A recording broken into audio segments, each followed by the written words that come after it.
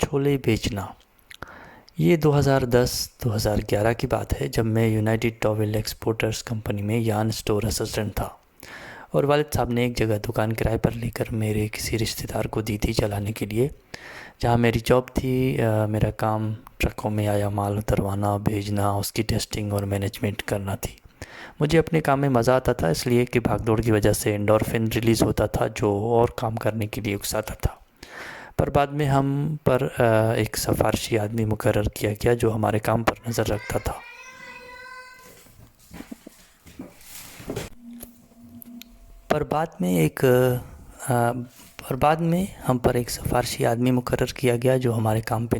تھا۔ آزادی سے اچھی طرح کام کرنے کا مزہ بھی چلا گیا، اور اس آدمی کا رویہ بھی اچھا نہیں تھا۔ میں نے والد صاحب سے کہا کہ میں یہ جاب مزید نہیں کروں گا اور بیٹھوں گا دکان پہ۔ یہ بھی سہولت تھی کہ سویرے بھی نہیں اٹھنا پڑے گا۔ نوکری چھوڑ کے دکان چلانے لگا۔ ہول سیل قیمتیں رکھیں اور دکان اچھا چلنے لگا۔ اسی دوران جس نے کرائے پر دکان دیا تھا، اس نے کاروبار کے متعلق ایک ایسی بات کہی جو ذہن میں ابھی تک چپکی ہوئی ہے۔ بہت اہم اور یاد رکھنے والی بات ہے۔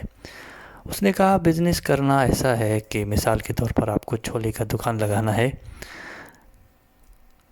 اور آپ کو معلوم نہیں ہے کہ دھندا آگے کیسے بڑھے گا، آپ بس سادے چھولے بنا کے شروع کر دو۔ لوگ آہستہ آہستہ آپ کو بتائیں گے کہ اس میں نمک ڈالو، مرچ ڈالو، یہ مسالہ ہونا چاہیے، یہ بھی ملا لو تو کیا ہی بات ہے، وغیرہ وغیرہ۔ اسی اصول کے تحت کوئی بھی کاروبار شروع کیا جائے تو باقی جن کے لیے کیا جائے گا وہ خود ہی گائیڈ کرتے جائیں گے اور کاروبار بڑھتا جائے گا۔ تو اس واقعے کو بیان کرنے کا مقصد یہ ہے کہ آپ لوگوں کو کچھ بھی شروع کرنا ہے،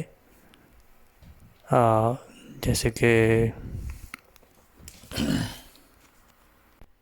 تو اس واقعے کو بیان کرنے کا مقصد یہ بھی ہے کہ اگر چلو بزنس نہیں، ایک شوق ہے، جیسے مجھے بہت عرصے سے شوق تھا، کوئی 14-15 سال کی عمر میں نے مضامین شاعری وغیرہ لکھی تھی، تو پھر میں نے سوچا کہ کیوں نہ میں اس کو ایک کتاب آئی تھی شو یور ورک، اس کو دنیا کے آگے پیش کروں، اور بعد میں پھر یوٹیوب آ گیا تو ایک بہترین پلیٹ فارم مل گیا۔ تو پھر میں نے سوچا کیوں نہ میں پھر کتابوں پہ باتیں، فلموں پہ اور آخرکار زندگی پہ، میری راہ، حالات حاضرہ پہ تبصرے، یہ کچھ پیش کروں۔ تو وقت کے ساتھ جو ہے وہ میں نے اس کو سٹارٹنگ کر لیا۔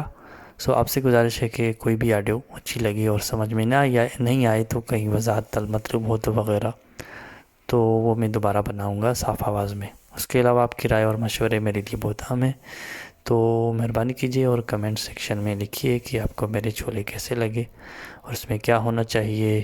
شیئر کی گزارش بھی کرتا چلوں، شکریہ۔